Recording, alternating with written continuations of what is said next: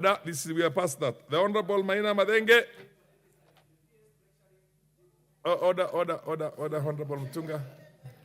Order, Honorable Mutunga. Honorable Speaker, I stand to support this motion. Proceed, Madenge. Honorable Speaker, today is a great day for coffee farmers. Now that this bill is being debated in this House, and it will no longer be used on the rooftops of vehicles by politics and politicians who are trying to drive a certain narrative in the Mount Kenya region where coffee is mainly grown.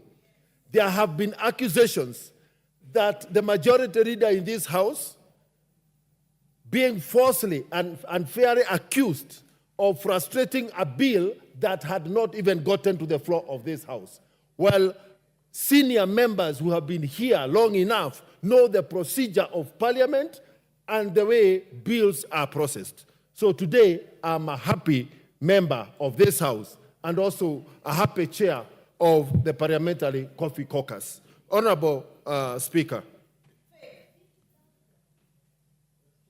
the regeneration of the Kenya coffee industry has come at a time of great challenges. The coffee growing areas and land has shrunk tremendously. The production per tree has gone down. Farmers have been pushed at the periphery of the coffee trade. This bill brings back farmers as major players in the trading of the coffee commodity. Honorable Speaker, the coming back of the reestablishment of the Coffee Research Institute at a time when farmers are faced with the effects of climate change, the effects of new diseases and pesticides, and declining production, the need to regenerate the aging coffee bushes could not have come at a better time. And therefore, Honorable Speaker, I allowed this bill for bringing back the Coffee Research Institute. However, Honorable Speaker, I still feel that in the same way we fund research at Kemri, in the same way we fund research at Karo, the coffee farmer, because this is a key crop for this country, a key foreign exchange earner, the coffee farmer must also be supported by the exchequer in reviving the research which has been largely dormant for over 10 years. Honorable Speaker, a number of regulators are still active in the coffee value chain, from county governments, the Capital Markets Authority, and the board. It is important for, especially in the coffee trade at the Nairobi Coffee Auction and the Nairobi Coffee Exchange, which is regulated by the Capital Markets Authority, that there is simplicity, clarity, and speed in resolving issues that have either been raised by traders or by the authority itself. Honorable Speaker, it is not possible and tenable in this era of accountability and transparency for the Capital Markets Authority to raise a question to be responded for by a coffee broker, give them 7 days to respond, yet sit on the same communication in resolving it for more than 21 days. That is being an impediment to coffee trade. Honorable Speaker, the best prices by our coffee farmers are fetched through direct sales. Direct sales must be allowed to thrive and not frustrated in this country. That is where our farmers are able to get better prices over and above the prices at the auction. Direct sales must be allowed to complement the sales at the Nairobi Coffee Exchange, and therefore the clarity to the route to the market for direct sales, clarity for settlement, and speedy resolution, and the number of bureaucracies and the number of offices required lying in between the conclusion and the agreement of the price and the export of the commodity by the buyer must be streamlined and simplified. In fact, ideally, we should see in this law direct sales having a one-stop shop. Honorable Speaker, the coffee farmer during his heydays had the Kenya Planters Cooperative Union. Those assets were mismanaged. And even the coming back of the coffee board, we must ensure that the membership of the board does not also run into the same problems that KPCU ran. New KPCU today is a parastatal, and the question of how this parastatal will continue to operate alongside the coffee board needs to be clarified. Honorable Speaker, the milling capacity in this country has been competing for very low volumes. And the area of milling has been used traditionally. Actually, the milling area had been the home and the den of cartels. Whereas the new reforms have disrupted the horizontal integration, Honorable Speaker, we cannot remove the old cartels and create a new dominant cartel to carry out the same roles that we were saying have caused suffering to the farmers. Honorable Speaker, it is not possible for millers and brokerage agents and brokerage firms to participate in direct trade, in direct sales, and therefore we must provide for punitive penalties for the players who violate the provisions of this law. Honorable Speaker, the question of financing production of coffee is central to the revival of the coffee business in this country. And therefore, we must have clarity and predictable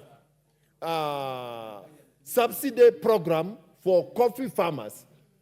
This sector requires a rebirth, it requires to be revived, and we have to make deliberate steps to support the coffee farmer better. I want to congratulate the Kenya Kwanza government for continuation of the Sheriff Fund, but it is also important and paramount that we craft support for farm inputs and agronomy services. Extension services and the county governments have gone to the dogs. It is imperative that if we are reviving this sector, that the national government intervenes or provides clear guidelines for collaboration in supporting farmers with better agronomy services. Honorable Speaker, the most interesting part is the marketing and selling aspect. In this country, coffee sales and coffee purchase is dominated by about 6 large companies.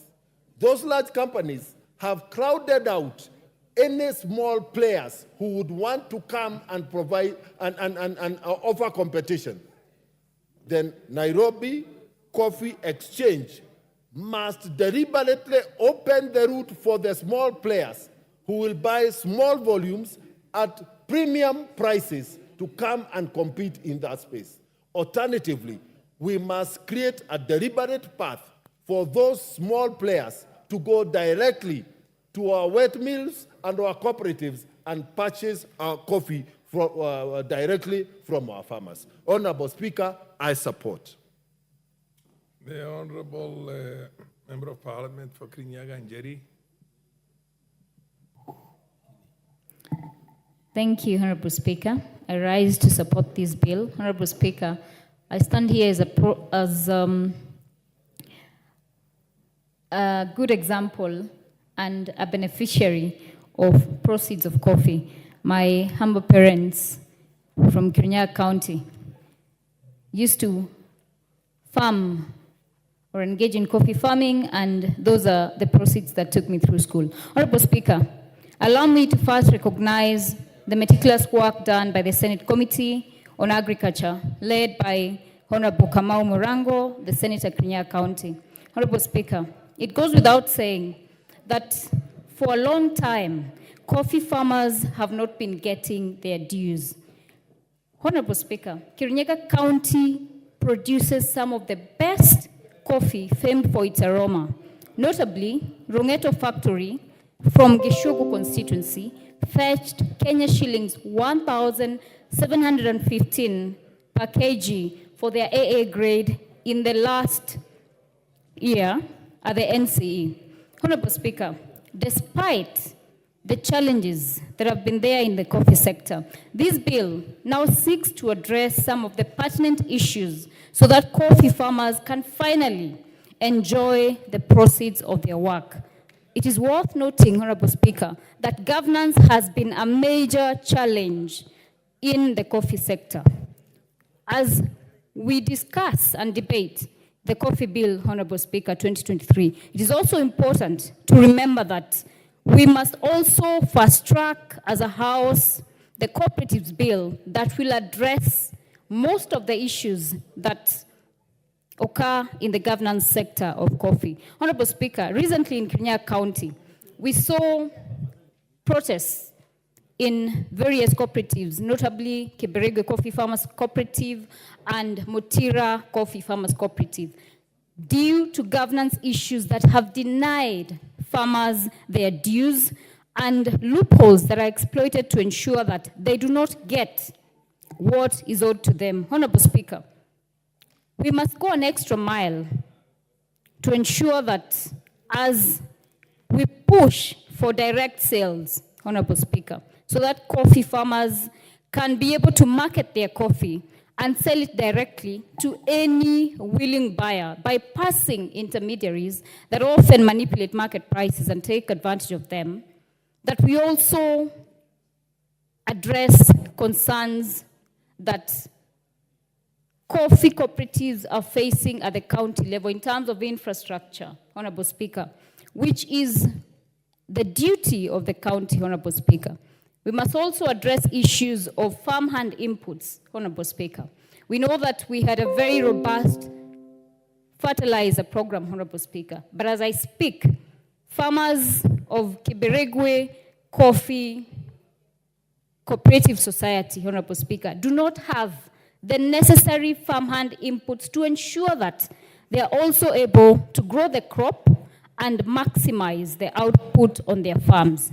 Honorable Speaker, it is worth noting that Clause 47 introduces a levy, a purported levy to be paid to the county governments that is supposed to maintain the society factories' infrastructure. However, Honorable Speaker, county governments have proven from time to time that even once they get these funds, they do not have the goodwill to ensure that the funds are applied and are not diverted. Currently, as I speak, county governments have what we call NAGRIP, that is supposed to facilitate agricultural infrastructure and also offer extension officers at the local level to support farmers so that they can increase their output. However, the same is never applied at the county level. So we must check some of the issues that have been raised or rather introduced by the coffee bill that will not address the challenges the farmers have been facing. Perhaps the national government can come to a common ground with the county government on what duties can be undertaken by national government and what the county governments have the capacity to do. Honorable Speaker, we must also streamline the sector in ensuring that farmers are not exploited merely because perhaps they are not able to read the many documents that are presented during the AGMs, Honorable Speaker. Honorable Speaker, any coffee farmer who has attended an AGM can tell you the tedious documentation, the hidden charges in terms of marketing, in terms of transport that is charged in dollars, whereas it is transport at the local level. And all these concerns, Honorable Speaker, the bureaucracy involved in it must be lessened so that the farmer is able to examine any documentation that is presented during the annual general meetings and be able to make even informed decisions when they are giving borrowing power to the societies, Honorable Speaker. In recent times, Honorable Speaker, we have seen protests by coffee farmers arising out of instances where borrowing power has been abused by the societies or the cooperatives, Honorable Speaker, where there has been conflict of interest, where some board members also sit in some unscrupulous circles and they borrow money purporting to have borrowing authority from the coffee farmers who do not understand the documentation and the hefty documents that are provided during AGMs, Honorable Speaker. And then, mysteriously, the circles collapse. Honorable Speaker, these pertinent issues, if they're not addressed, even if we have robust law allowing farmers to have direct sale, yet governance issues are not addressed, coffee farmers will continue to suffer. Honorable Speaker, my colleague, the member for Manyata constituency, who's the chairperson KYPA, and I will be proposing some of these amendments to address governance issues and ensure that farmers get what is due to them. Thank you, Honorable Speaker.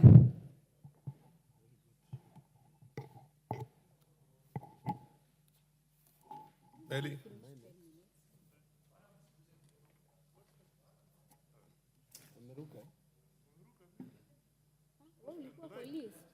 Proceed, Honorable Melly. Give me the mic.